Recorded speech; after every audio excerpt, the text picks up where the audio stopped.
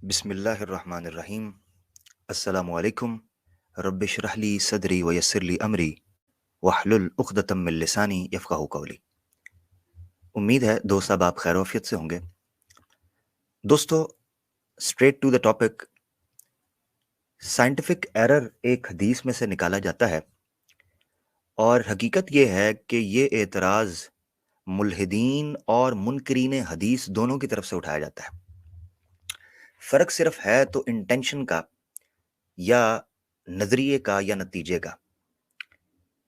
एक मुल्हिद जो इस हदीस पर इनकार करता है या एतराज़ करता है, उसका मकसद इस हदीस पर एतराज़ करके इस्लाम के कंटेंट और फिर ऑब्वियसली नबी पाक सल्लल्लाहु अलैहि वसल्लम पर एतराज़ है और दीन इस्लाम पर। मगर जो मुनकरीन हदीस हैं, वो इस हदीस का एतराज़ या मज़ाक और तमस्खुर इसलिए उड़ाते हैं कि वो हदीस की हुज्जियत को मशकूक करना चाहते हैं और हदीस में साइंटिफिक एरर निकालना या कोई अनसाइंटिफिक एस्टैब्लिश चीज़ को निकालना, वो इससे हदीस के इनकार की और हदीस की हुज्जियत का जो एक मसला है, उसको मशकूक करने की कोशिश करते हैं। तो आज की हदीस जिसको हम एड्रेस करने लगे हैं इस मसले को, ये दो गुना अहमियत और हसासियत का तकाजा करती है, एक मुल्हिदीन की जानिब से और दूसरा मुनकरीन हदीस। हम कोशिश करेंगे कि आज हर दो के जवाबात देने की कोशिश करें और कोशिश करें कि इस हदीस में जो एतराज़ और जो इश्काल रखा जाता है उसको हल कर सकें। तो चलें चलते हैं मौजू की तरफ। मौजू क्या है? हदीस एक पेश की जाती है जो मैं अभी आपके सामने पेश करूंगा, तफसीली सा उसका वाक़या। हदीस ये है दोस्तों, सही बुखारी और सही मुस्लिम में दोनों में हदीस आते अबू ज़र गफ़ारी रज़ी अल्लाह ताला अन्हो से कि नबी पाक सल्लल्लाहु अलैहि वसल्लम ने जो उनको कहा कि क्या तुम जानते हो ये सूरज कहाँ गुरूब होता है और कहाँ जाता है? अभी मैं दोनों असनाद, दोनों हदीसें आपके सामने रखूंगा। तो उन्होंने कहा अल्लाह और उसका रसूल बेहतर जानता है। उन्होंने कहा ये सफ़र करता है। ये मैं आपको मोटा वाक़या सुना रहा हूँ, अभी उस पर हम मतन पर और इसके असल पर बहस करेंगे। तो उन्होंने कहा कि ये सूरज जो है ये सफ़र करता जाता है यहाँ तक कि ये गुरूब होता है और फिर ये अल्लाह के अर्श के नीचे जाकर ठहर जाता है। वहाँ ये सजदा कर लेता है, इजाज़त लेता है अगले दिन के लिए, इसको इजाज़त मिलती है, तो ये फिर अगला दिन तुलू होता है और फिर दुनिया का कारोबार चलता है, काम चलता है। अब मुल्हिदीन ये एतराज़ करते हैं कि साइंटिफिकली ये चीज़ पॉसिबल ही नहीं है, प्रूव ही नहीं हो सकती और सूरज जब गुरूब होता है, तो वो किस अर्श के नीचे, अर्श है कहाँ, वो कहाँ जाता है, कहाँ सजदा करता है? एक ये एतराज़ उठाया जाता है। दूसरा, जैसे-जैसे एस्ट्रोफिज़िक्स तरक्की कर रही है, एस्ट्रोलॉजी तरक्की कर रही है और हम दूसरे सियारों के बारे में मालूमात हासिल कर रहे हैं, तो ये चीज़ भी पता चल रही है और ख़ुसूसन हमने जब ज़मीन को पढ़ा है, हमारा जो ग्लोब अर्थ है, इसको पढ़ा है, तो हमें पता चला है कि सूरज तो कभी गुरूब ही नहीं होता। सूरज यहाँ तुलू है तो कहीं गुरूब है और कहीं गुरूब हुआ है तो वहाँ तुलू हो गया है। तो गुरूब और तुलू की कैफ़ियत में मुसलसल वो रहता है।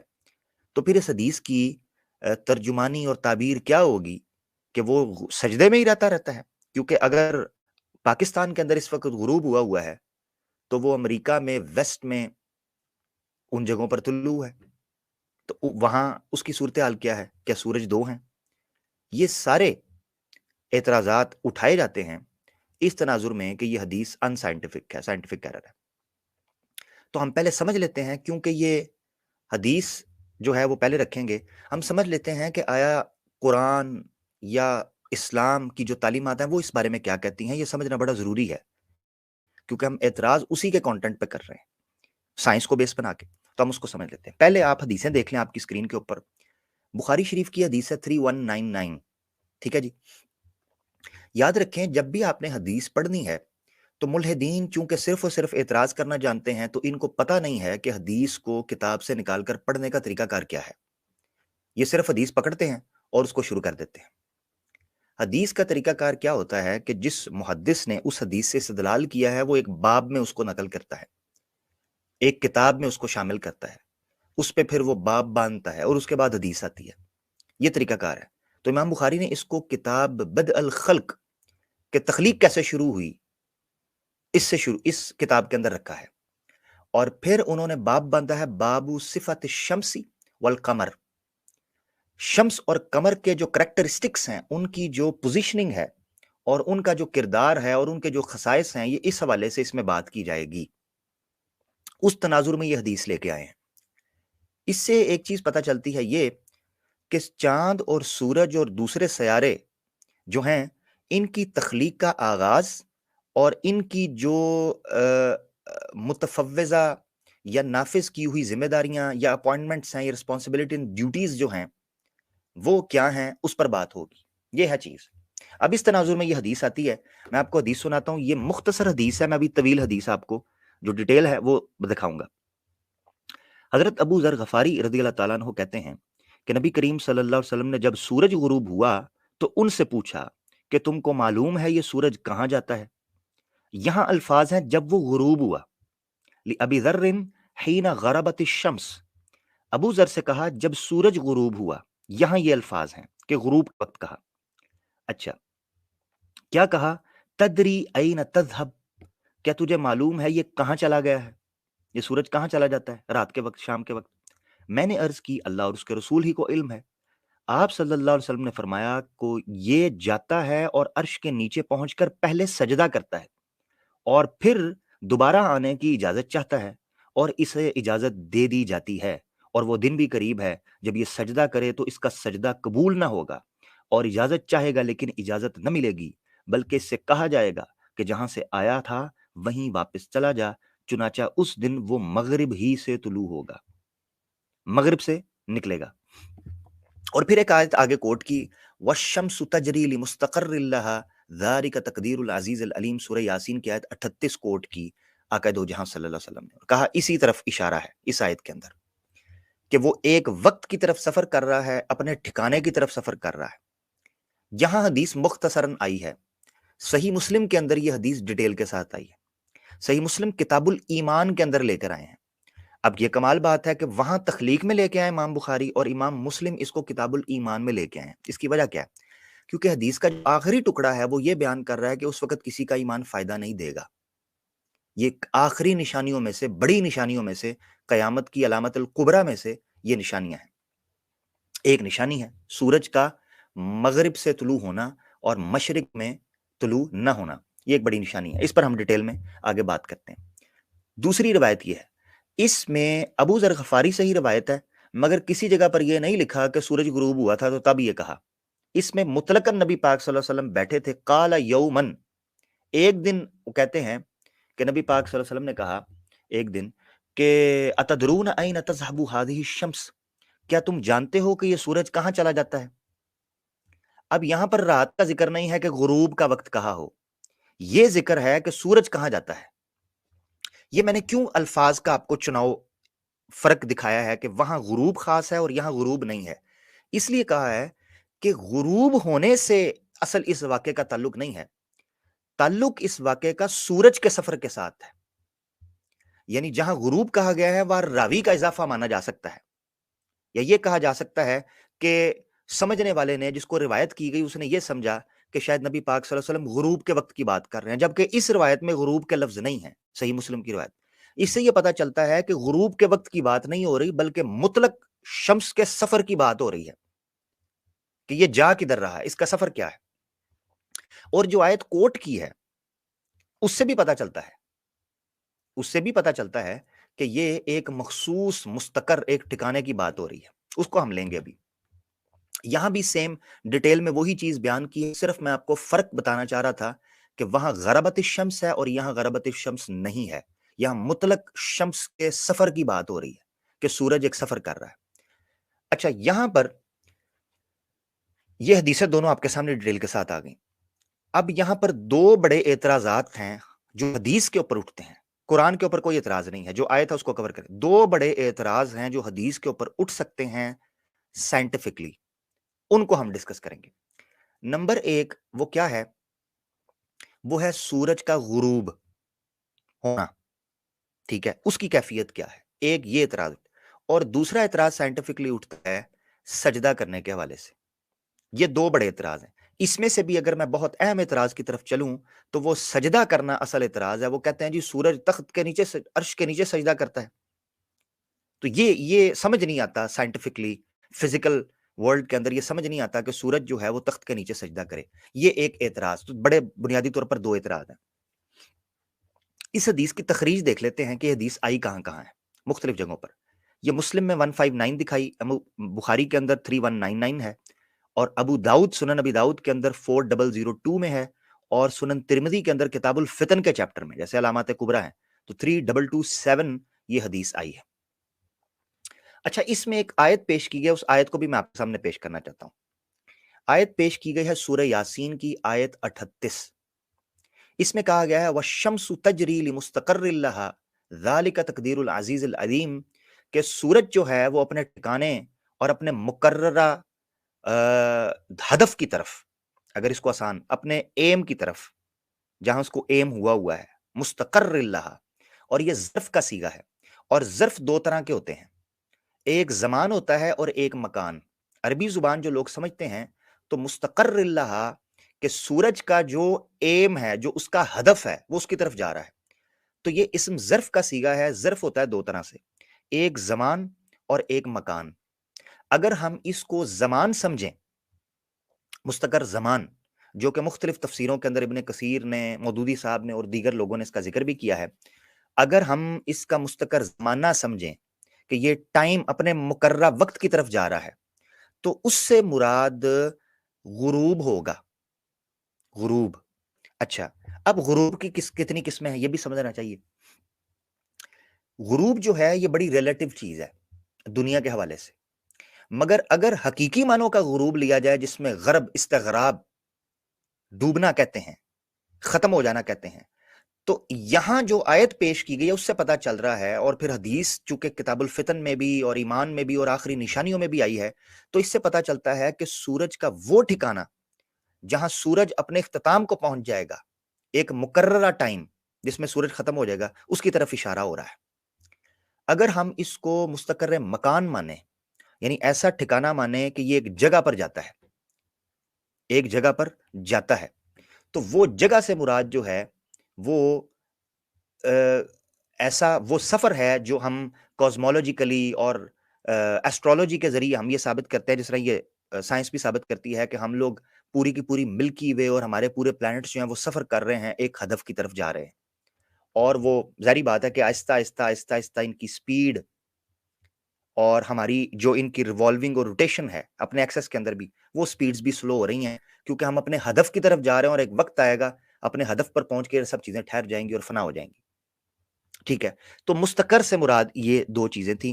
قرآن کی کسی آیت کے اوپر ابھی تک اعتراض نہیں، حدیث کے اوپر صرف اعتراض، یعنی اس کانٹیکسٹ کے اندر اٹھ رہا ہے، وہ دو اعتراض ہے. تو غروب کو آپ سمجھیں.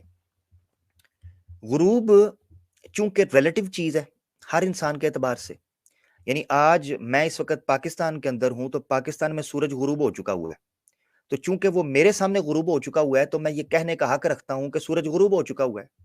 اب کوئی اس کو ان سائنٹیفک نہیں کہہ سکتا. سورج یہاں غروب ہے، وہاں طلوع ہے، یہاں کے لیے وہ غروب ہو چکا ہوا ہے.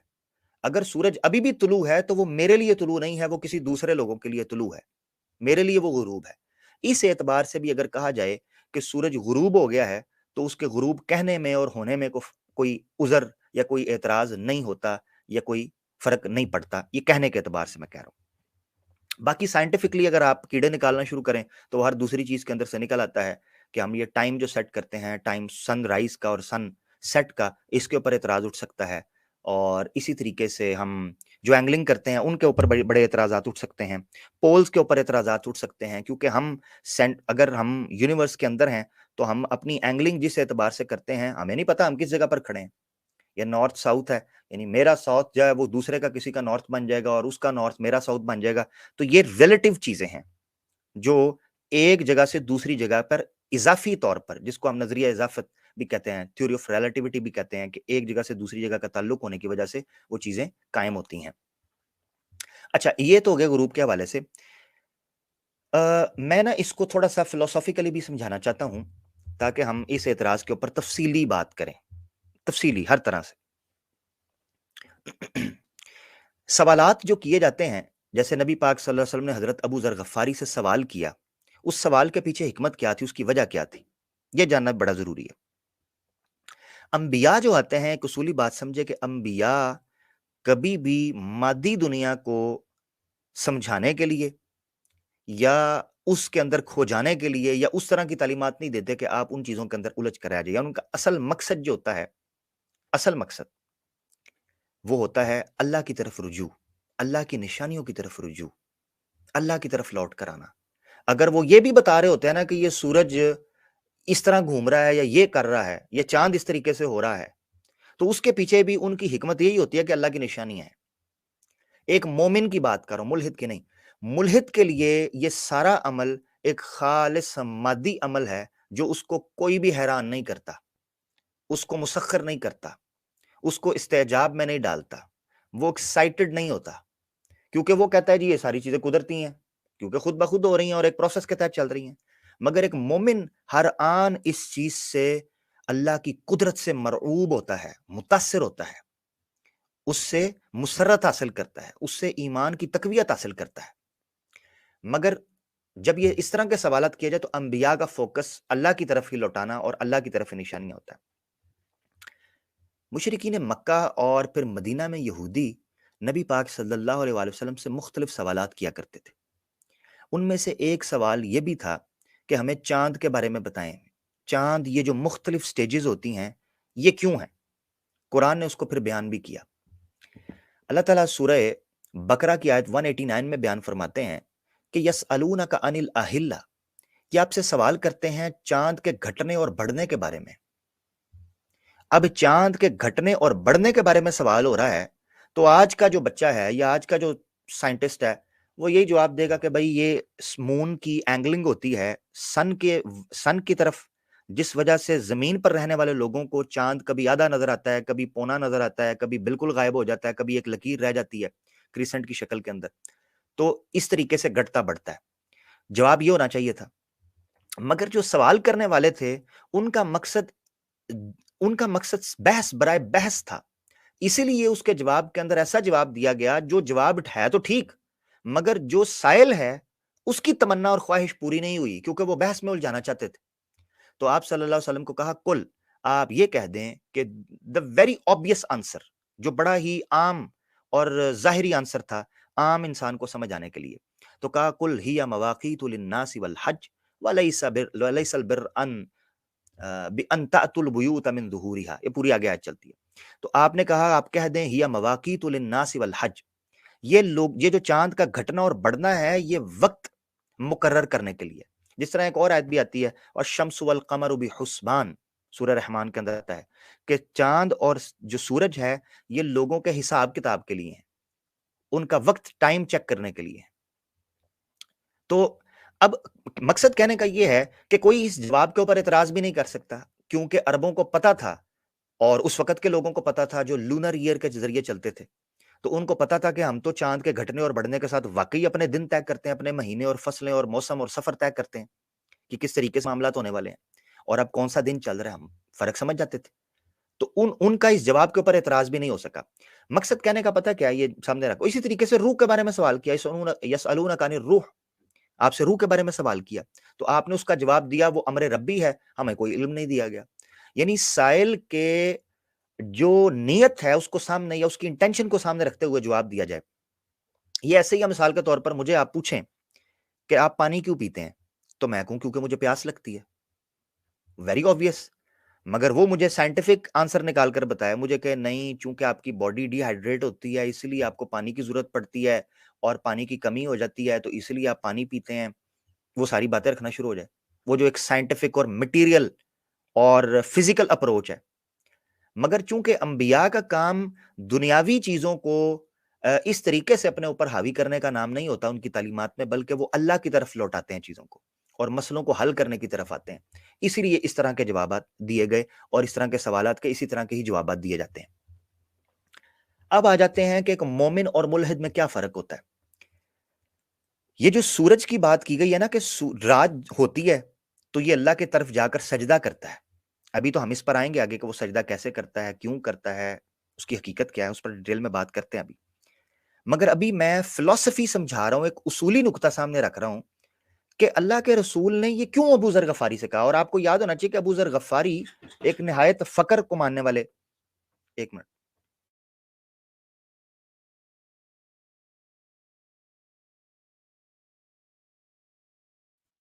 جی اچھا، ابو ذر غفاری رضی اللہ تعالیٰ عنہ جو ہے نا، وہ صوفی ٹائپ طبیعت کے تھے، درویش تھے، فقر والی ان کی طبیعت تھی. اچھا، انہی کو یہ بات کیوں کہی؟ آپ نے کبھی سوچا ہے؟ دونوں روایتیں اور جتنی روایتیں ہیں ساری ابو ذر غفاری سے ہیں کہ ابو ذر غفاری کو یہ کہا گیا کہ اے ابو ذر، تو جانتا ہے یہ سورج کدھر جا رہا ہے؟ کیوں کہا؟ ایک مومن کے لیے دن اور رات کی تبدیلی میں اللہ کی نشانی ہے. جب سورج غروب ہوتا ہے اور رات آتی ہے، اس میں ہم اللہ کی حمد بیان کرتے ہیں. مگر ملحد کے لیے یہ روٹین ورک ہے. وہ کہتا ہے جی کیا ہے جی، ہم آئے دنیا میں پیدا ہوئے، کھایا پیا، موج مستی کی، یاشی کی، آوارہ گردی کی اور مر کر چلے گئے، ہمیں کو پوچھنے والا نہیں. اسی طریقے سے یہ دنیا بنی ہے، ایک وقت آئے گا فنا ہو جائے گی، بس کہانی ختم ہو جائے گی. ان کے اندر اس کے لیے نشانی نہیں ہے، عقل والوں کے لیے ہے اس میں نشانی. اسی لیے اللہ کے رسول نے خاص طور پر جو غروب آفتاب ہے اس کو ابو ذر غفاری کے ساتھ ڈسکس کیا. یہ وہ پورا ایک بنیادی فلسفہ تھا، وہ پوری ایک روحانی تعبیر تھی جو اللہ کے رسول نے ابو ذر کے ساتھ شیئر کی کہ ایک مومن کا فرق کیا ہوتا ہے. اچھا، آپ کہیں گے اپنی طرف سے ہوائی فائر کر رہے، تو میں قرآن کی کچھ آیات پیش کرتا ہوں، اور ایک آیت میں ایسی پیش کروں گا جس کو پیش کرنے سے پہلے میں ایک چھوٹا سا واقعہ بھی سنانا چاہوں گا تاکہ آپ کو اس سے محظوظ بھی آپ لوگ ہو سکیں. یہ آیت سب سے پہلے آپ دیکھیں کہ ایک مومن کی زندگی کے اندر رات اور دن اور صبح و شام کی کتنی اہمیت ہوتی ہے. سورہ روم ہے اور آیت نمبر ہے 17 اور 18. اور اگر پیچھے چلے جائیں آیت نمبر 16 تو آپ کو پتہ چل جائے گا کہ میں جس کانٹیکسٹ میں بات کر رہا ہوں کہ ایک مومن اور ملحد کا فرق کیا ہوتا ہے، کہ اس کے لیے صبح و شام اور دن اور رات کی اہمیت کیا ہوتی ہے، غروب اور طلوع کی.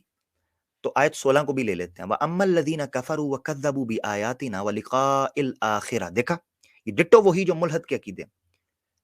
اللہ تعالیٰ فرماتے ہیں وہ لوگ جنہوں نے انکار کر دیا اور ہماری نشانیوں کا انکار کر دیا، وَكَذَّبُوا بِآيَاتِنَا، ہماری نشانیوں کا، کہ ایک مومن اللہ کی نشانیوں کو مانتا ہے، صبح شام ہونا، طلوع و غروب، تو وہ ان نشانیوں کا انکار، وَلِقَاءِ الْآخِرَةِ، اور وہ آخرت کا بھی انکار کر دیتا ہے. فَأُولَٰئِكَ فِي الْعَذَابِ مُحْضَرُونَ، تو یہ لوگ ہیں جن کو عذاب پر پیش کیا جائے گا، ان کو پیش کیا جائے گا عذاب کے اوپر. اب آگے ایک مومن کا قصہ آنے لگا ہے. فَسُبْحَانَ اللَّهِ حِينَ تُمْسُونَ وَحِينَ تُصْبِحُونَ، تو اللہ کی ذات تو پاک ہے جب تم شام کر رہے ہوتے ہو، وحین تصبحون، اور جب تم صبح کر رہے ہوتے ہو، وَلَهُ الْحَمْدُ فِي السَّمَاوَاتِ وَالْأَرْضِ، اور تمام تعریفیں اسی کے لیے ہیں زمین و آسمان میں. وَعَشِيًّا وَحِينَ تُظْهِرُونَ، چاہے تم رات کر رہے ہو یا صبح ہو رہی ہو یا دوپہر ہو رہی ہو. تو یہاں 4 پہر گنوائے گئے ہیں، صبح، دوپہر، شام اور رات. اس کو پیش کیا گیا ہے ملحد کے مقابلے کے اندر، اور ایک جگہ پر اللہ کی سبحان بیان، تسبیح بیان ہو رہی ہے، اور ایک جگہ پر اللہ کی تحمید بیان ہو رہی ہے، سبحان اللہ اور الحمدللہ. یعنی صبح اور شام آپ نے سبحان اللہ کا لفظ استعمال کیا اللہ کی ذات نے، اور رات اور دن کو الحمدللہ کا لفظ استعمال کیا. تو ایک مومن کے لیے طلوع آفتاب بھی نشانی ہے اور غروب آفتاب بھی نشانی ہے.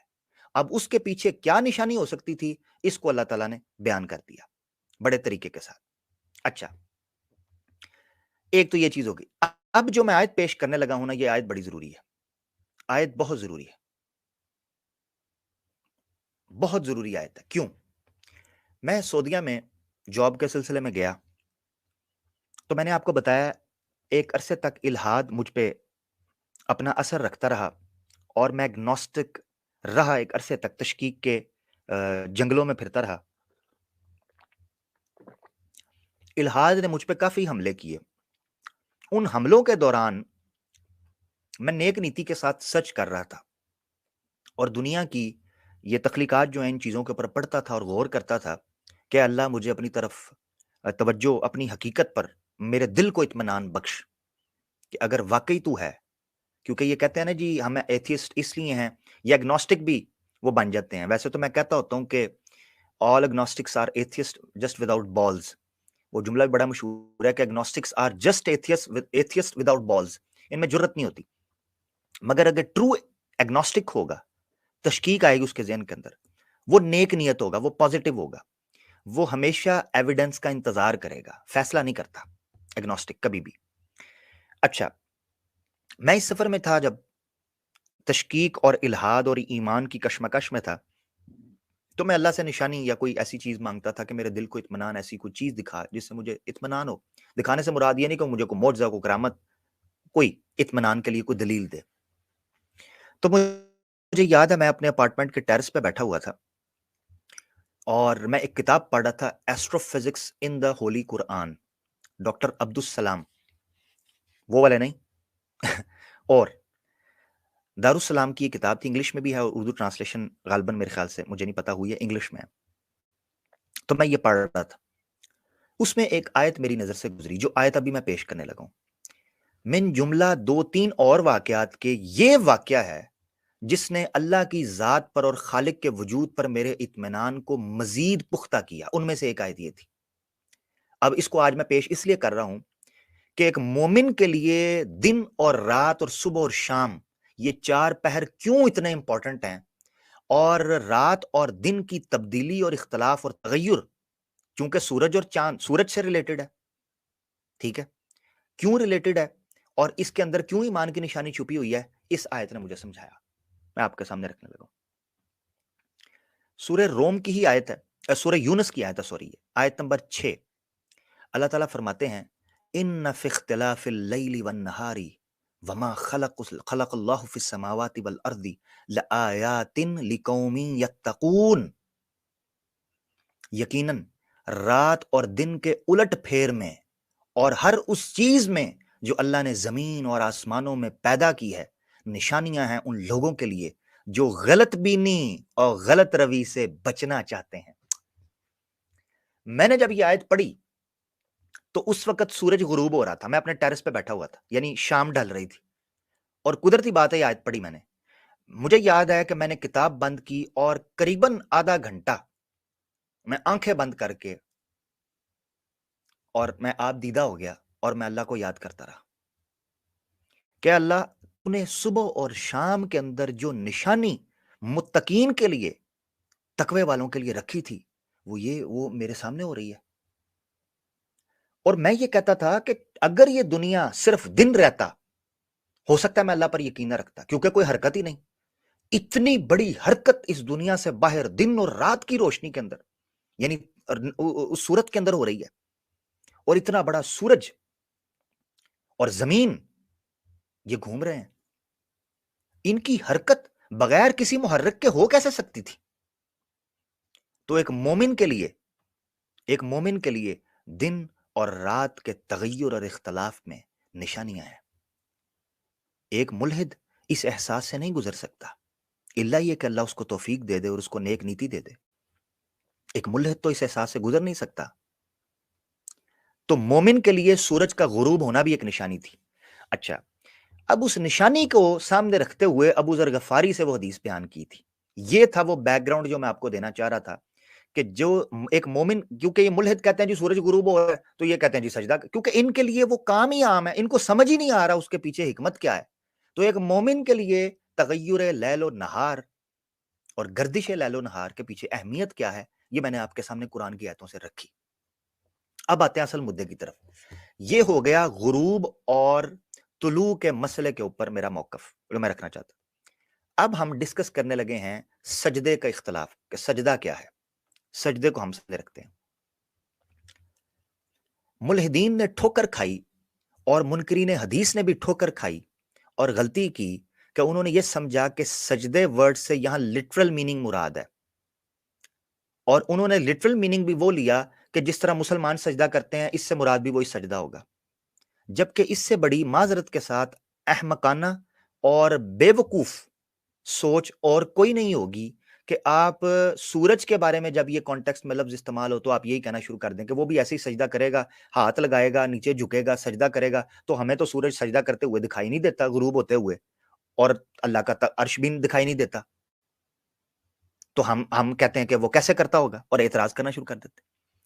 تو منکرین حدیث کو تو میں پہلے پھکی دے دوں کہ قرآن کے اندر تو جو پرندے ہیں قرآن کے اندر جو 2 درخت ہیں اور قرآن کے اندر تو سورج کے سجدہ کرنے کی بھی آئی ہوئی ہے آیت، تو یہ حدیث کے اوپر اعتراض نہ کریں بلکہ قرآن کے اوپر کریں۔ اگر سجدہ کرنے کہ یہ سورج سجدہ کیسے کرتا ہے جی عرش کے نیچے، تو اگر سجدہ کرنے پر یہ اعتراض کرنا ہے وہ تو قرآن کے اندر آیتیں آئی ہیں، میں بھی آپ کو دکھانے لگا ہوں، یہ لیں آپ کی اسکرین کے اوپر، اور پھر میں سجدہ سمجھاؤں گا تاکہ ملحدین اور منکرین حدیث دونوں کا اعتراض رفع ہو جائے۔ تو منکرین حدیث کو تو یہاں سے پکی لے لینی چاہیے کہ دنیا و ما فیہا کے اندر جتنی چیزیں ہیں وہ سجدہ کر رہی ہیں، تو اگر حدیث کا مذاق انہوں نے اس لیے اڑانا ہے کہ بھائی یہ دیکھو سجدہ ہے تو سورج سجدہ کہاں کرتا ہے اس لیے حدیث کو نہیں مانتے، تو بھائی قرآن کو بھی نہ مانو، شوق سے مانو، ٹھیک ہے۔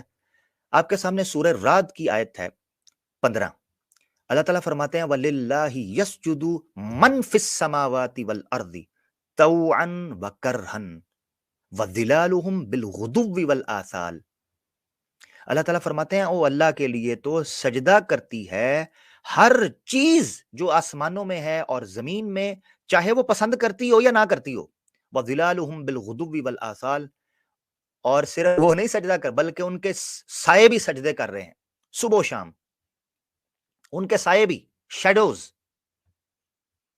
یعنی زمین و آسمان میں جو کچھ ہے وہ خود بھی اور ان کے متعلقات بھی اللہ کے آگے سربہ سجود ہیں۔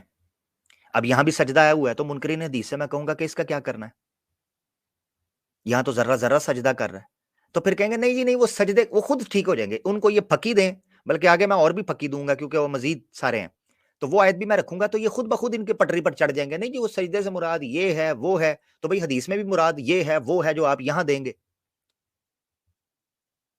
تو یہ منکرین حدیث بھی اس سے اپنی اصلاح کریں۔ دوسری آیت میں آپ کے سامنے رکھتا ہوں، یہاں مطلقاً عام کیٹاگوریکل اللہ نے فرمایا کہ زمین و آسمان میں جو بھی چیز ہے وہ سجدہ کرتی، اب اسپیسیفائی کرنے لگا ہوں، دوسری آیت کے اندر مزید اسپیسیفائی ہونے لگی ہیں چیزیں۔ اچھا یہ آپ کی اسکرین کے اوپر ہے سورہ حج کی آیت، سورہ حج کی آیت ہے جناب، یہ آپ کی اسکرین کے اوپر آیت نمبر 18، اللہ تعالیٰ فرماتے ہیں الم ترا، لو جی لفظ بھی یہاں آ گیا کہ کیا وہ دیکھتے نہیں ہیں۔ اب ملحدین یہی تو اعتراض کر رہے ہیں بھائی سورج ہمیں نظر نہیں آتا سجدہ کرتے ہوئے، منکرین حدیث بھی یہ کہتے ہیں، اب اللہ نے قرآن کے اندر کہہ دیا ہے کہ کیا تم دیکھتے نہیں، الم ترا، کیا تم دیکھتے نہیں، ان اللہ یسجد لہ من فی السماوات و من فی الارض، کہ اللہ کے لیے جو کچھ زمین و آسمان میں ہے سب سجدہ کیے ہوئے ہیں، والشمس والقمر والنجوم والجبال والشجر والدواب وکثیر من الناس وکثیر حق علیہ العذاب، اللہ کہتے ہیں کہ نہ زمین و آسمان تو عمومی کہہ دیا، سورج بھی، چاند بھی، ستارے بھی، پہاڑ بھی، درخت بھی، چوپاہے بھی، جانور بھی، اور بہت سے لوگ بھی سجدہ کیے ہوئے ہیں، اور کثیر ایسے ہیں جو نہیں کرتے، ان پر عذاب سچ ہو گیا ہوا ہے۔ اب یہ آیت بیان کر رہی ہے کہ کیا تم دیکھتے نہیں ہو، اب سوال یہ اٹھتا ہے کہ اللہ ہم دیکھتے ہیں مگر سجدہ کرتے ہوئے نہیں دیکھتے، ہاں یہ تھا ملحدین کا اعتراض کہ ہم نے کبھی نہیں دیکھا کہ سورج سجدہ کرتا ہے، تو ہم یہاں سمجھنے کی کوشش کریں گے پھر اللہ کی مراد کیا ہے سجدے سے، کیونکہ نظر تو کوئی بھی نہیں آ رہا سمپلی، اس کا مطلب یہ ہے کہ سجدے سے مراد کچھ اور ہے، سجدے سے مراد کیا ہے، آئیں اس کو بھی قرآن سے سمجھتے ہیں، کیونکہ قرآن پر اعتراض ہے تو قرآن کی قرآن سے ہی سمجھنی پڑے گی۔ سجدہ اصل میں عربی زبان کے اندر جب سجدہ یسجدو بولا جاتا ہے تو اس سے ایک مراد تو وہ ہے جو خاص عبادت کے اندر مسلمان نماز کے اندر سجدہ کرتے ہیں، ٹھیک ہے، 2 سجدے کرتے ہیں نماز کے اندر، مگر جب یہ مطلقاً عالم کے اوپر بولا جائے، ایک یونیورسلی سجدے کا لفظ استعمال کیا جائے تو اس سے مراد سبمیشن اور سرنڈر ہوتا ہے۔ اب آپ کہیں گے یہ مطلب اپنی طرف سے کر رہے ہیں، تو ہم آپ کے سامنے قرآن کی آیت رکھتے ہیں کہ آپ ٹینشن نہیں لینی۔ یہ دیکھیں سورہ چیپٹر 16 کے اندر سورہ نحل بنتی ہے، یہ آیت 49، اللہ تعالیٰ فرماتے ہیں وَلِلَّهِ يَسْجُدُ مَا فِي السَّمَاوَاتِ وَمَا فِي الْأَرْضِ مِن دَابَّةٍ وَالْمَلَائِكَةِ، اللہ تعالیٰ فرماتے ہیں زمین و آسمان میں جو چیزیں ہیں چاہے چھپائے ہوں چاہے ملائکہ ہوں وہ سارے سجدہ کیے ہوئے ہیں، وَهُمْ لَا يَسْتَكْبِرُونَ، اس حال میں کہ وہ سرکشی، بغاوت اور روگردانی نہیں کرتے، سرنڈر کیے ہوئے ہیں، سبمیشن کیے ہوئے ہیں، سرنگو ہوئے ہیں، سر تسلیم خم کیے ہوئے ہیں، اچھا، اب آپ نے نوٹ کر رہے ہیں کہ لیفٹ سائڈ کے اوپر جو عربی کا ورڈ ہے وہم لا یستکبرون، اس کو میں نے ہائی لائٹ کیا ہوا ہے. پتہ کیوں کیا ہوا ہے؟ کیونکہ میں عربی کا طالب علم بھی ہوں. عربی زبان میں جب جملے کے شروع میں واو آ جاتی ہے اور وہ مڈ میں آ رہا ہو تو بعض اوقات وہ عاطفہ ہوتی ہے اور بعض اوقات وہ حالیہ ہوتی ہے. واو حالیہ یہاں پر جو آئی ہے نا وہ واو حالیہ ہے. واو حالیہ کسے کہتے ہیں؟ جو عربی جانتا ہے وہ میرے نقطے کو سمجھ جائیں گے. حالیہ کہتے ہیں کہ جو پیچھے فعل ہو رہا ہے وہ فعل کرتے ہوئے حالت کیا ہے، یعنی فعل کرتے ہوئے فاعل کی حالت کیا ہے، اس کو وہ واو حالیہ بیان کرتی ہے. اس سے یہ نقطہ سمجھ آیا کہ یہاں جو سجدہ کرنے کی حالت بیان ہو رہی ہے اس کو بیان کیا جا رہا ہے اگلے جملے میں. تو وہ حالت کیا ہے کہ وہ سرنڈر کرتے ہیں، سرکشی نہیں کرتے. یہاں سے پتا چلا کہ سجدہ جب عالمی سطح کے اوپر یونیورسل لیول پر بولا جائے گا تو اس سے مراد کیا ہوگی؟ سبمشن، سرنڈر، اوبے کرنا، ڈس اوبے نہ کرنا. اس کو کہتے ہیں یونیورسلی سجدہ، عالمی سطح کا سجدہ. ٹھیک ہے، یونیورسل سجدہ، یہ اس سے مراد لی جائے گی. اچھا، اب دوسری آیت میں آپ کے سامنے رکھتا ہوں. اسلام قبول کرنا، عام طور پر جب آپ کہتے ہیں کہ فلاں شخص نے اسلام قبول کیا تو اس کا مطلب کیا ہوتا ہے کہ اس نے فلاں دین جو ہے، جو محمد رسول اللہ صلی اللہ علیہ وسلم لے کر آئے تھے، جس قرآن جس کی کتاب ہے اور آپ آخری نبی ہیں، اس نے اس مذہب کو قبول کیا، اس دین کو قبول کر لیا. یہی مراد ہوتی ہے. مگر میں آپ کو دکھاتا ہوں کہ دنیا وما فیہا میں جو چیز ہے سب نے اسلام قبول کیا ہوا ہے. اب ادھر آپ کیا مانیں گے؟ کیا آپ یہ مانیں گے انہوں نے بھی وہی کلمہ پڑھا ہے جو آپ نے پڑھا ہے، یا وہ بھی اس قرآن پر ایمان لے آئے ہیں جو آپ لے کے آئے ہیں، یا وہ بھی 5 وقت نمازیں پڑھتے ہیں، یا وہ بھی زکات دیتے ہیں، یا وہ بھی حج کرتے ہیں، یا وہ بھی روزے رکھتے ہیں؟ کیا مراد لیں گے؟ مراد لیں گے سرنڈر. یاد رکھیں، جب اسلام اور یہ جو اصطلاح ہیں، جو ٹرمنالوجیز ہیں جو اللہ نے انسان کی عبودیت میں رکھی ہیں، اس کو جب یونیورسل لیول پر بولا جاتا ہے تو اس سے مراد بڑا معنی ہوتا ہے، براڈ میننگ ہوتا ہے. اچھا، لے لیں آیت آپ کے سامنے. سورہ آل عمران کی آیت 83، اللہ تعالیٰ فرماتے ہیں افغیر دین اللہ یبغون، کیا اللہ کے نظام کے علاوہ کوئی نظام چاہتے ہو؟ وَلَهُ أَسْلَمَ مَنْ فِي السَّمَاوَاتِ وَالْأَرْضِ طَوْعًا وَكَرْهًا وَإِلَيْهِ يُرْجَعُونَ، جبکہ زمین و آسمان میں جو کچھ ہے سب اس کے لیے مسلمان ہو گئے ہوئے ہیں، اسلام لے آئے ہوئے ہیں، چاہے وہ چاہیں یا نہ چاہیں. طَوْعًا وَكَرْهًا وَإِلَيْهِ يُرْجَعُونَ، اور اسی کی طرف لوٹائے جائیں گے. اب زمین و آسمان میں جو کچھ ہے اللہ نے کہا وہ مسلمان ہے. پتہ کیوں کہا؟ اسلام صرف وہ دین نہیں ہے جو محمد رسول اللہ انبیاء انسانوں میں لے کر آئے، بلکہ اسلام وہ دین تھا جو اللہ تعالیٰ نے ان مخلوقات پر بزور انفورس کیا ہوا ہے جن کے پاس فری ول نہیں ہے. چونکہ انسانوں کے پاس فری ول تھی، اس لیے اس نظام کو سمجھانے کے لیے انبیاء نے آ کر دین اللہ نافذ کیا. اسی لیے آپ پیچھا ٹکڑا دیکھیں، افغیر دین اللہ یبغون، اللہ کہتے ہیں کہ تمہارے علاوہ جتنی مخلوقات ہیں سب میں تو میں نے دین اللہ نافذ کیا ہوا ہے، اور تم اس دین کے علاوہ کسی نظام کو لے کر چلو گے. کمال ہو گیا. یعنی دوسری مخلوقات وہ تو ساری کی ساری مسلمان ہیں، ان کے پاس فری ول نہیں ہے، اور تمہیں میں کوئی اور دین دے دوں گا، تم بھی اسی دین کو مانو گے، اسی طرح سرنڈر کرو گے، اسی طرح سر بسجود ہوگے، اسی طرح اوبے کرو گے جس طرح دوسری مخلوقات کرتی ہیں. تو یہاں اسلام کا معنی کیا کریں گے؟ تو اس کا مطلب ہے سجدے کا معنی کچھ اور ہے. ایک اور آیت لے لیں، دوسرے انداز میں بیان کیا ہے. سورہ روم کی آیت 26، اللہ فرماتے ہیں وَلَهُ مَن فِي السَّمَاوَاتِ وَالْأَرْضِ كُلٌّ لَهُ قَانِتُونَ، اللہ فرماتے ہیں کہ اس کے لیے ہے زمین و آسمان میں جو کچھ ہے، کیونکہ اس کے آگے وہ سرنڈر کیے ہوئے ہے. قانتون کہتے ہیں جھک جانا، اپنی انا کو، اپنی خواہش کو توڑ دینا اور آگے جھک جانا. تو اللہ کہتا ہے کُلٌّ لَهُ قَانِتُونَ، دنیا وما فیہا اور زمین و آسمان میں جو کچھ ہے وہ سب اس کے آگے جھکا ہوا ہے. اس سے پتا چلا کہ سجدہ کا معنی یہ نہیں ہے جو ہم یہ لیتے ہیں کہ وہ بو ڈاؤن کریں گے، پوسٹریٹ کریں گے، کوئی ایک جسچر ہے سر جھکا کر نیچے سجدہ کرنا. تو سورج ایسا سجدہ تو نہیں کرتا، قرآن بھی نہیں کہہ رہا کیسا سجدہ کرتا ہے، وگرنہ آپ کو یہ کہنا پڑے گا کہ جناب کلمہ بھی پڑھتے اور یہ چیزیں. تو یہ سمجھنے کی بات، قرآن کو قرآن سے ہی سمجھیں. اگر آپ نے قرآن پر اعتراض کرنا ہے تو قرآن کو کمپلیٹ پکچر رکھ کر سامنے سمجھیں. اب آگے چلتے ہیں کہ یہ کہا جا سکتا ہے کہ اگر ٹھیک ہے بھئی آپ کہتے ہو وہ سجدہ نہیں کرتے تو ہم مان لیتے ہیں وہ سجدہ نہیں کرتے، تو پھر وہ پھر ہے کیا؟ وہ جو سجدہ وہ کیا ہے جو کہا گیا ہے اس حدیث کے اندر کہ سورج سجدہ کرتا ہے عرش کے نیچے، وہ پھر سجدہ ہے کیا؟ اس کو سمجھ لیتے ہیں. آئیں ہم آپ کو سمجھا، ٹینشن نہیں لینی.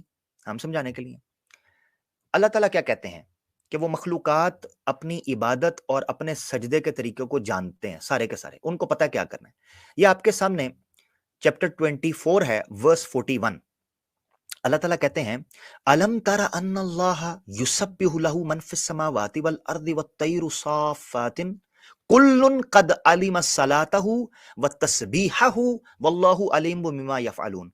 اللہ تعالیٰ فرماتے ہیں کیا تم نہیں دیکھتے کہ زمین و آسمان میں جو کچھ ہے وہ اللہ کی تسبیح بیان کر رہا ہے، اور پرندے بھی اڑتے ہوئے پرندے اللہ کی تسبیح بیان کر رہے ہیں۔ کلن قد علم صلاتہ و تسبیحہ، سب کو پتا ہے کہ ان کی عبادت، ان کی نماز، ان کی تسبیح اور ان کا سجدہ کیا ہے۔ اللہ کہہ رہا ہے ان سب کو پتا ہے۔ واللہ علیم بما یفعلون، اور اللہ ہے کہ تمام ان کے افعال سے وہ علم رکھتا ہے، وہ جانتا ہے۔ ترجمہ میں دیکھ لیں کہ ہر ایک اپنی نماز اور تسبیح کا طریقہ جانتا ہے۔ اب میں نے یہاں پر عربی نقطہ بھی رکھنا ہے، جو لوگ عربی سمجھتے ہیں ان کو پتا چلے گا۔ یہاں اللہ تعالیٰ نے کہا ہے کہ ہر چیز اپنی تسبیح اور نماز کو جانتی ہے، اس کو کیا کرنا ہے۔ یہاں جو صیغہ استعمال ہوا ہے نا، وہ واحد کی ضمیر استعمال ہوئی ہے، صلاتہ و تسبیحہ، سنگولر استعمال ہوا ہے، سنگولر، مفرد۔ پتہ ہے کیوں؟ اس سے پتہ چلتا ہے کہ ہر مخلوق کی نماز اور تسبیح کا طریقہ اپنا ہے۔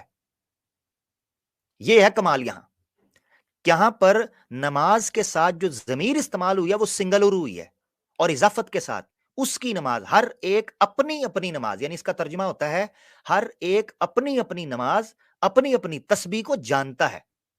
تو عربی زبان میں یہ نہیں کہا صلاتہم و تسبیحہم، یہ بھی کہا جا سکتا تھا، مگر اللہ نے صلاتہ و تسبیحہ کا لفظ استعمال کر کے یہ بتا دیا کہ ہر ایک کی اپنے طریقے پر اللہ نے ذمہ داری اور ڈیوٹی لگائی ہوئی ہے کہ اس نے کیا سجدہ کرنا ہے، کیا نماز، اور اس کا سجدہ ہے کیا، یہ اللہ نے اس کو بتایا ہوا ہے۔ ٹھیک ہو گیا؟ اچھا، آگے چلتے ہیں۔ سوال یہ اٹھتا ہے کہ پھر ہم دیکھتے کیوں نہیں، یا جو بات آپ کر رہے ہیں وہ ٹھیک ہے، وہ کیا ہے، اس کو سمجھنے کی کوشش کریں۔ تو اللہ نے پہلے کہہ دیا۔ اب یہ دیکھیں قرآن کی ایک آیت ہے بڑی خوبصورت، وہ کیا کہتی ہے، اور الفاظ پر بھی غور کیجیے گا۔ سورہ اسراء آیت 44 میں، چیپٹر 17 میں اللہ تعالیٰ فرماتے ہیں تسبح لہ السماوات السبع، اللہ کے لیے تسبیح بیان کرتے ہیں ساتوں آسمان، والارض، اور زمین بھی، ومن فیہن، اور جو کچھ ان میں ہے، وَإِن مِّن شَيْءٍ، کوئی چیز بھی ایسی نہیں ہے، إِلَّا يُسَبِّحُ بِحَمْدِهِ، جو اس کی تسبیح بیان نہ کرتی ہو، اس کی حمد بیان نہ کرتی ہو۔ وَلَٰكِن لَا تَفْقَهُونَ تَسْبِيحَهُمْ، اللہ تعالیٰ فرماتے ہیں لا تفقہون تسبیحہم، لیکن تم ان کی تسبیح کو سوچ ہی نہیں، سمجھ ہی نہیں سکتے۔ ہاں جی، اچھا، اب یہاں اللہ تعالیٰ یہ بھی، میں نے اس کو ہائی لائٹ کیا، لا تفقہون، اللہ تعالیٰ یہ بھی کہہ سکتے تھے وَلَٰكِن لَا تَنظُرُونَ تَسْبِيحَهُمْ، تم ان کی تسبیح کو یا ان کی نماز کو دیکھ نہیں سکتے۔ یہ نہیں کہا دیکھ نہیں سکتے، اللہ نے کہا لا تفقہون، تم سمجھ ہی نہیں سکتے۔ کیوں؟ کیونکہ وہ تمہاری ڈومین ہی نہیں ہے۔ اب سورج کی تسبیح اور سورج کا کام کیا ہے، وہ کر رہا ہے، اسی لیے تو ہم زندہ ہیں۔ اگر سورج اپنی عبادت کرنا چھوڑ دے تو ہم تباہ و برباد ہو جائیں۔ زمین و آسمان میں جو کچھ ہے، اگر وہ اپنی ڈیوٹیز سے پیچھے ہٹ جائے، جو وہ اوبلائزڈ ہے، جو اس کی اوبلیگیشن ہے، وہ تو فنا ہو جائے، اور اس کے ساتھ ہم بھی ہو جائیں۔ تو ہماری سمجھ میں وہ چیز نہیں آتی۔ یہ صاف طور پر کہہ دیا کہ سورج کے سجدے کا طریقہ وہ نہیں ہے جو آپ سمجھتے ہیں۔ اب دوسرا اعتراض رہ جاتا ہے عرش، یعنی دوسرے پارٹ کا دوسرا جز رہ جاتا ہے عرش۔ اس حدیث کے اندر یہ بیان کیا گیا ہے کہ سورج جو ہے وہ عرش کے نیچے جا کر سجدہ کرتا ہے، عرش کے نیچے جا کر۔ تو اس کا مطلب یہ ہے کہ خاص مقام میں عرش ہے جہاں وہ جا کر سجدہ کرتا ہے، یہ عام طور پر سمجھ آتا ہے۔ ملحدین یہاں اعتراض یہ کرتے ہیں کہ سورج جب غروب ہوتا ہے ہمیں تو کوئی عرش نظر نہیں آتا، ہمیں کوئی عرش نظر تو نہیں آتا جہاں وہ سجدہ کرتا ہے۔ تو سجدہ کلیئر ہو گیا کہ سجدہ جس کو آپ سجدہ کہہ رہے ہیں وہ سجدہ نہیں ہے، کچھ اور ہے۔ اب ہم عرش کو کلیئر کر دیتے ہیں۔ عرش بیسیکلی اس پوری کی پوری کائنات کے اوپر محیط ہے، پوری کی پوری کائنات کے اوپر۔ ایسا نہیں ہے کہ سورج سفر کر رہا ہو اور وہ ایک مقام پر پہنچے جہاں عرش خاص ایک مکان کے اوپر ہے، نہیں۔ عرش اس وقت اللہ کی جو کرسی اور اللہ کا جو عرش ہے وہ پورے عالم کے اوپر محیط ہے، اس کی کیفیت کو ہم سمجھ نہیں سکتے۔ قرآن میں اللہ تعالیٰ نے اس کو بیان کیا، میں اپنی طرف سے بات نہیں کر رہا، اسی لیے آپ کے سامنے رکھ دیتا ہوں۔ اللہ تعالیٰ فرماتے ہیں سورہ بقرہ میں آیت 255 جس کو آیت الکرسی کہتے ہیں، اس کا ایک جز ہے جس کو میں نے ہائی لائٹ کیا. اللہ فرماتے ہیں وسیع کرسیہ السماوات والارض، اللہ کی کرسی زمین و آسمان پر وسیع ہے، پھیلی ہوئی ہے. اس کا مطلب یہ ہے کہ سورج جہاں کہیں بھی ہو وہ رہتا کرسی کے اندر ہی ہے وہ رہتا عرش کے نیچے ہی ہے. اس کو ایسے ہی سمجھیں کہ میں اس دنیا میں آسمان کے نیچے ہوں، یعنی دیکھنے کو میں آسمان کے نیچے ہوں. اب میں کہوں کہ میں دوڑ کے آسمان کے نیچے ایک جگہ پر جا کر میں نے پڑاؤ ڈالا اور میں نے آسمان کے نیچے سجدہ کیا، میں نے آسمان کے نیچے سجدہ کیا، یا میں یہ جملہ بولوں کہ میں نے کھلے آسمان کے نیچے سجدہ کیا، ٹھیک ہے. اب میں گھر کے اندر بھی سجدہ کروں تو کر تو میں آسمان کے نیچے ہی رہا ہوں. اگر میں ٹرین جہاز کے اندر بھی سجدہ کروں تو کر تو میں پھر بھی آسمان کے نیچے رہا ہوں. اگر میرے سجدے کو سمجھنا، اب مثال کے طور پر رکھ رہا ہوں، حالانکہ میں نے کہا ہے کہ سورج کا سجدہ یا دوسری مخلوقات کا سجدہ ہے ہی کچھ اور چیز ہے، مگر بالفرض مان لیا جائے کہ سجدہ میں جو کر رہا ہوں تو اس کے مطابق بھی یہ مثال سمجھنے کے لیے کہ جب آسمان مجھے گھیرے ہوئے ہے تو میں جہاں کہیں بھی سجدہ کروں گا میں رہوں گا تو آسمان کے نیچے، اپنی زمین کے اندر، ٹھیک ہے. تو اسی طریقے سے سورج جب سجدہ کرنے کا ہم کہتے ہیں کہ وہ عرش کے نیچے جا کر کرتا ہے تو اس سے مراد ہے ایک مقررہ سفر کے بعد، ہدف کے بعد وہ اللہ سے اجازت طلب کرتا ہے، اللہ سے اجازت طلب کرتا ہے. اب وہ اجازت سے مراد کیا ہے کہ اس کا اور اللہ کا ایک مکالمہ ہے، اس کو آپ، اللہ تعالیٰ نے کہہ دیا لا تفقہون تسبیحہم، آپ اس کلام کو، ان کی گفتگو کو، اللہ کے معاملات کو ان کو سمجھ نہیں سکتے کیونکہ وہ آپ کا تعلق ہی نہیں ہے. ٹھیک ہو گیا. اچھا، تو اس سے پتا چلتا ہے کہ سورج جتنا مرضی سفر کر لے وہ رہے گا عرش کے نیچے. وہ ایک مقام پر پہنچتا ہے، مثال کے طور پر اگر وہ آج پاکستان کے اندر غروب ہوا ہے تو وہ اللہ کے ہاں آرڈر لیتا ہے کہ کیا مجھے دوبارہ یہاں پر طلوع ہونا ہے، اور وہ آگے جاتا ہے تو جب وہاں غروب ہوتا ہے تو وہ یہ آرڈر لیتا ہے کیا مجھے یہاں طلوع ہونا ہے، تو اس کو اجازت ملتی جاتی ہے. تو اس طرح اس کا circle from east to west چلتا ہے، مشرق سے مغرب کی طرف اس کا سرکل چلتا جاتا ہے، چلتا جاتا ہے.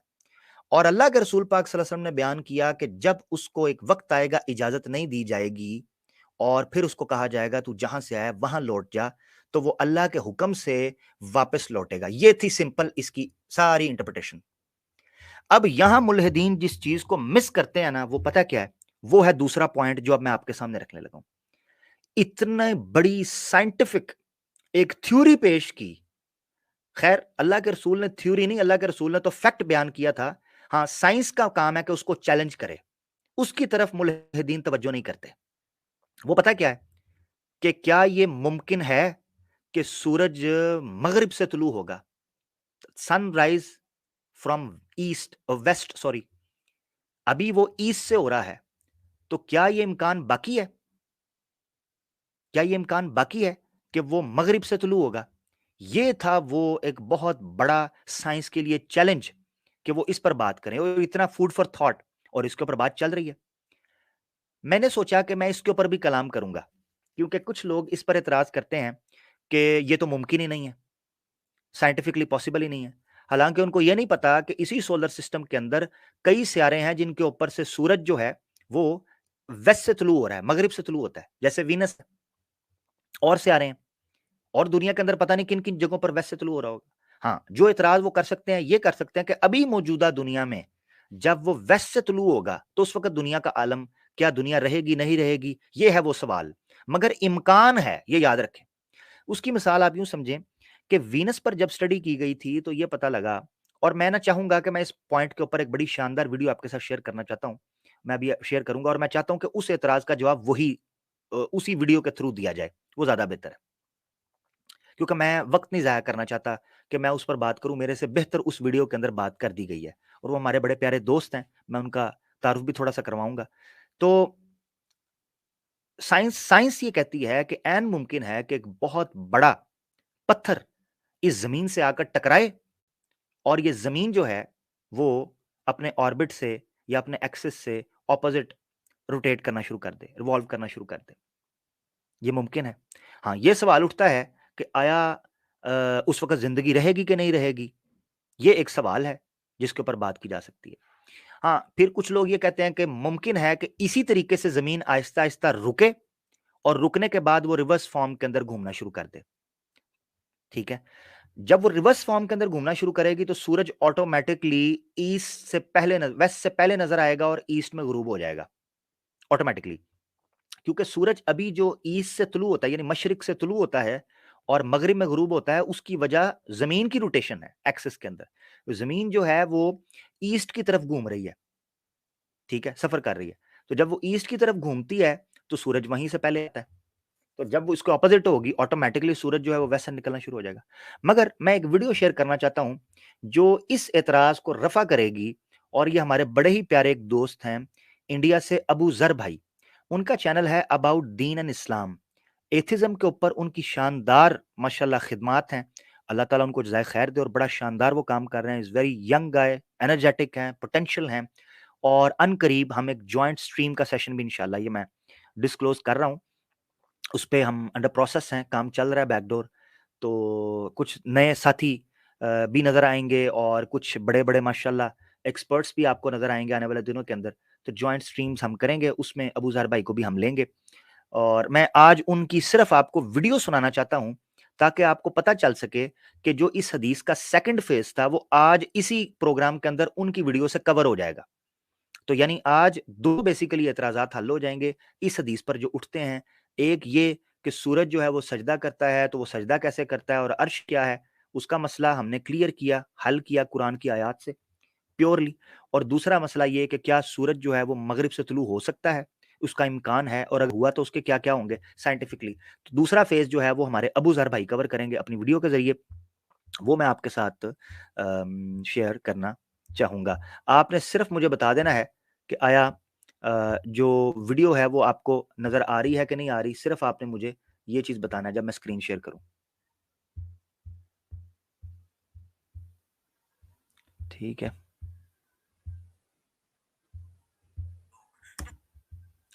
अच्छा,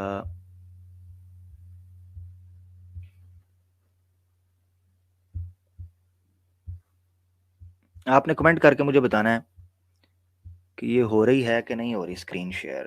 लेट मी सी, क्यों नहीं हो रही, मुझे शो नहीं कर रही।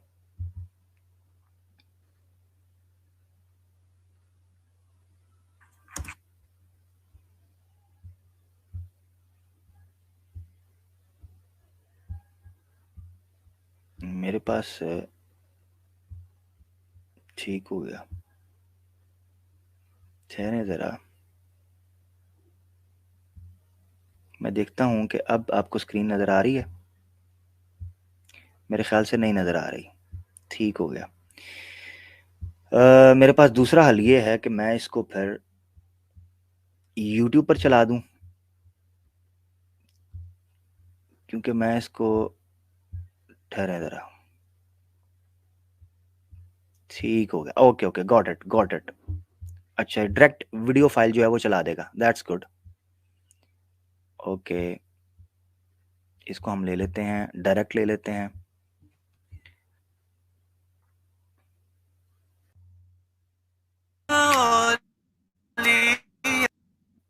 ठीक है, ये हम चला देते हैं जी, इसको हम कर देते हैं आगे, और यहां से ये वीडियो शुरू होने लगी है। आपने मुझे बताना है आवाज आ रही है कि नहीं आ रही। आवाज आई थी, अब मुझे बताएं आवाज आ रही है आपको, यानी स्क्रीन नजर आ रही है, सबसे पहले तो मुझे ये बताएं।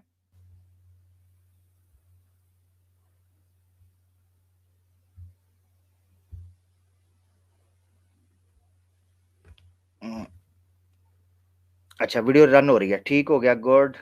मैं इसको ठहरे जरा और थोड़ा सा सेट कर दूं ताकि ये किसी तरह भी ब्रेक ना हो आपके सामने। ओके, ठीक है जी, स्क्रीन ठीक हो गई है। अब हम वीडियो प्ले करते हैं। आपने वीडियो सुननी है और इसको गौर से, हाँ, आपने गौर से इसको सुनना है। मैं अभी प्ले करने लगा हूं, और आपने इस एतराज को भी हल कर लेंगे इंशाल्लाह आज हम, कि क्या सूरज जो है वो मगरिब से तुलू हो सकता है या नहीं। सुने। अस्सलामुअलैकुम गाइस, कैसे हैं आप लोग। तो हमारे अननोन शायर ने एक क्लेम किया है, प्रॉफिट मोहम्मद सल्लल्लाहु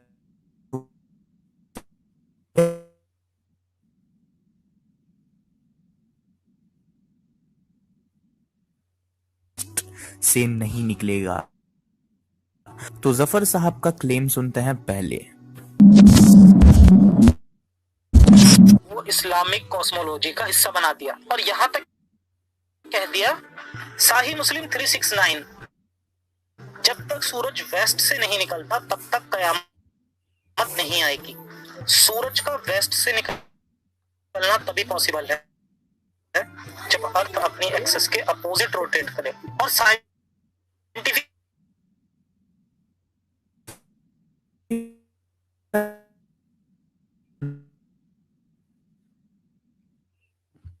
जबकि सन का वेस्ट से निकलना कोई अनसाइंटिफिक बात नहीं है। कई हाइपोथेसिस हैं साइंस के पास जिससे ये बात हमको पता चलती है कि जो आइडिया है सन का वेस्ट से निकलना, ये कोई अनसाइंटिफिक चीज नहीं है बल्कि साइंस। थोड़ी सी आवाज अगर ब्रेक हो रही होगी तो वो मेरे इंटरनेट की तरफ से है, इनकी वीडियो बिल्कुल ठीक है।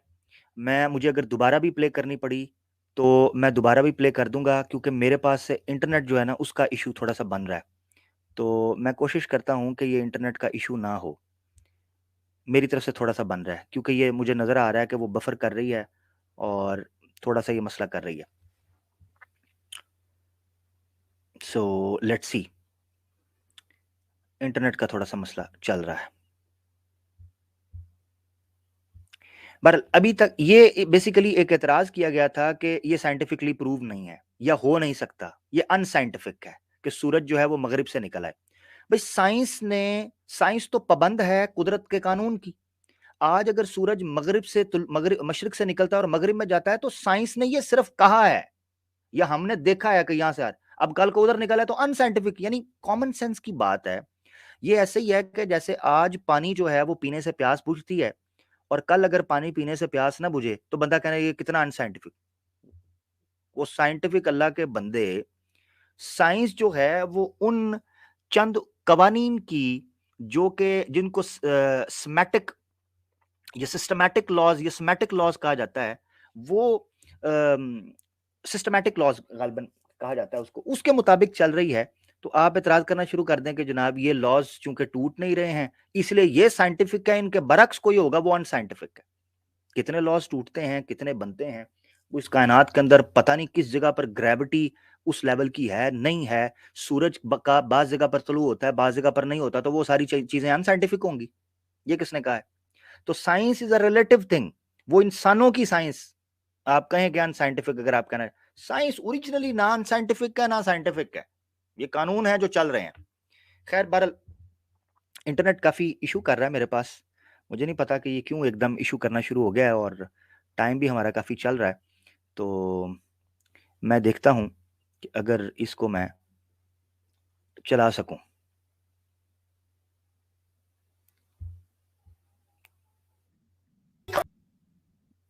नहीं, मेरे ख्याल से जैसे मैं वीडियो प्ले करता हूं तो ये इशू आता है।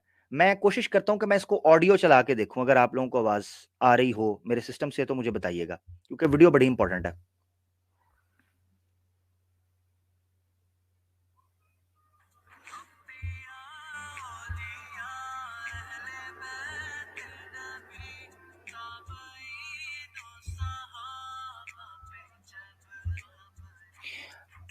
आपको आवाज आ रही है? मेरे बैकग्राउंड से आवाज आ रही है?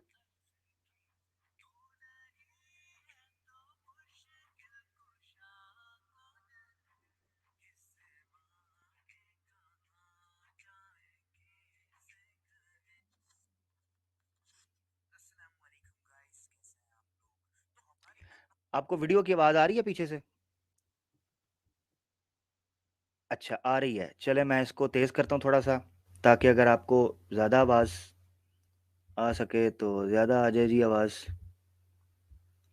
हम आवाज को खोल देते हैं मजीद।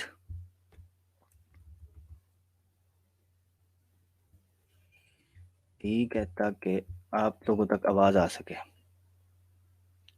अब मैं प्ले करने लगा हूँ। शायर ने एक क्लेम किया है प्रॉफेट मोहम्मद सल्लल्लाहु अलैहि वसल्लम की प्रोफेसी पर। जैसा कि हर मुसलमान जानता है कि कयामत जब तक नहीं आएगी जब तक सूरज वेस्ट से नहीं निकलेगा। तो जफर साहब का क्लेम सुनते हैं पहले। इस्लामिक कॉस्मोलॉजी का हिस्सा बना दिया और यहाँ तक कह दिया साही मुस्लिम 369 जब तक सूरज वेस्ट से नहीं निकलता तब तक कयामत नहीं आएगी। सूरज का वेस्ट से निकलना तभी पॉसिबल है जब अर्थ अपनी एक्सिस के अपोजिट रोटेट करे और साइंटिफिकली ये पॉसिबल ही नहीं है। साइंटिफिकली ऐसा क्यों इम्पॉसिबल है मिस्टर अननोन शायर, आप ये बताने का कष्ट करेंगे? जबकि सन का वेस्ट से निकलना कोई अनसाइंटिफिक बात नहीं है, कई हाइपोथेसिस हैं साइंस के पास जिससे ये बात हमको पता चलती है कि जो आइडिया है सन का वेस्ट से निकलना ये कोई अनसाइंटिफिक चीज नहीं है बल्कि साइंस। चलिए मैं आपको समझाता हूँ। जब हमारी अर्थ न्यू फॉर्म हुई थी तब ये काफी फास्ट रोटेट करती थी, लेकिन जैसे जैसे समय बीतता गया धीरे धीरे हमारी अर्थ की रोटेशन स्लो होती जा रही है। जी हाँ, हमारा प्लेनेट अर्थ स्लो होता जा रहा है। अब हमारी अर्थ 23 आवर 56 मिनट एंड 4 सेकंड में अपना एक रोटेशन कंप्लीट कर रही है और समय के साथ साथ ये और स्लो होती जा रही है। और साइंटिस्ट कहते हैं अगर अर्थ लगातार स्लो होती रही तो एक समय ऐसा भी आ सकता है कि जब हमारी अर्थ में रोटेट करने की ताकत ना बचे और ये अर्थ वापस घूम जाए और बैकवर्ड घूमना स्टार्ट कर दे। और हमको ज्यादा दूर जाने की जरूरत नहीं है, हमारे सोलर सिस्टम में ऐसे प्लैनेट्स मौजूद हैं जो अर्थ से ऑपोजिट डायरेक्शन में घूमते हैं, जैसे कि वीनस। जी हाँ, वीनस अर्थ से ऑपोजिट घूमता है।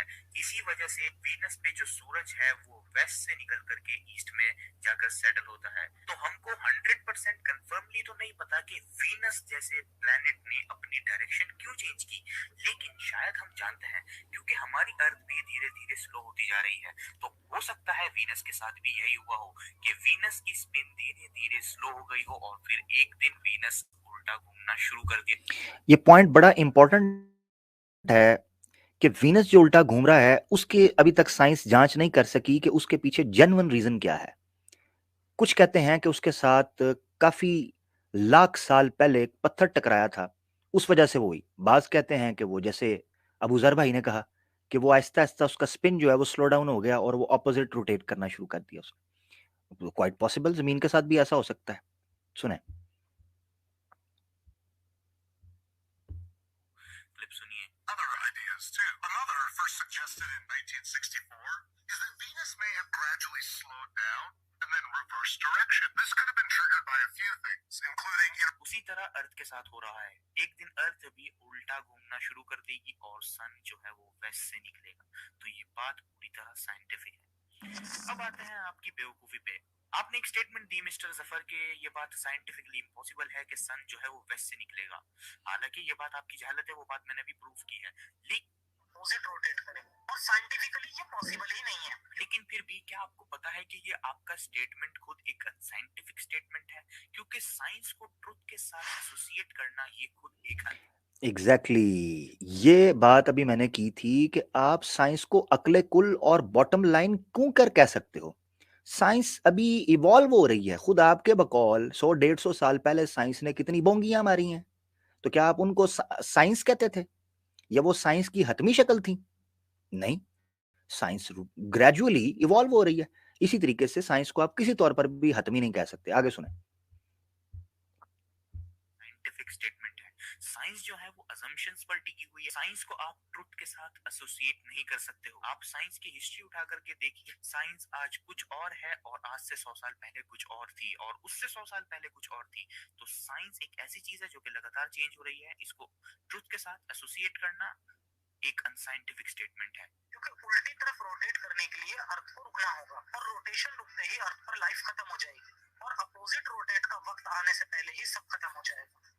ये बात आपकी बिल्कुल गलत है, बिकॉज आपसे किसने कहा कि अर्थ एकदम से सडनली डायरेक्शन चेंज कर देगी, जबकि जो प्लेनेट की स्पिन है वो धीरे धीरे स्लो हो रही है। तो अगर सब कुछ धीरे धीरे होगा तो अर्थ पर इतना सब कुछ नहीं बिगड़ेगा और हम पहले ही तैयार रहेंगे क्योंकि हम जानते होंगे कि क्या होने वाला है। रोटेशन रुकते ही अर्थ पर लाइफ खत्म हो जाएगी और अपोजिट रोटेट का वक्त आने से पहले ही सब खत्म हो जाएगा। اور لاسٹ بات، ہماری ارتھ کی روٹیشن اگر چینج بھی ہوئی تو اس سے ارتھ پر صرف کچھ جگہ ہی نقصان ہونے والا ہے. اوور آل ارتھ کی روٹیشن اپوزٹ ہونے سے ارتھ کا فائدہ ہی ہوگا. ڈیزرٹ جو ہیں وہ بہت کم ہو جائیں گے، ہواؤں کی ڈائریکشن چینج ہو جائے. جب ہوائیں چینج ہو جائیں گی تو ڈیزرٹس ہرے بھرے ہو جائیں گے اور ہمارے ڈیزرٹس بہت چھوٹے ہو جائیں گے، جس سے ہمارا پلانٹ اور زیادہ گرین ہو جائے گا، ہماری ویجیٹیشن انکریز ہو جائے گی اور زیادہ پیڑ ہوں گے. تو زیادہ پیڑ ہوں گے تو زیادہ آکسیجن ہوگی. تو ان شارٹ پلانٹ کی روٹیشن چینج ہونے سے ہماری ارتھ کو فائدہ زیادہ ہوگا نقصان سے. اور جیسا کہ حدیث میں لکھا ہے کہ سن جو ہے وہ ویسٹ سے نکلے گا تو یہ تو ہو کر کے رہے گا، یہ بات کوئی سائنٹیفک بات نہیں ہے. اور اب آپ میں سے کچھ لوگ یہ کہیں گے کہ اس سب ہونے میں تو بہت ٹائم ہے، ابھی قیامت آنے میں بہت ٹائم ہے. لیکن ایسا نہیں ہے. قرآن کہتا ہے کہ تم اسے بہت دور دیکھتے ہو اور ہم اسے قریب دیکھتے ہیں.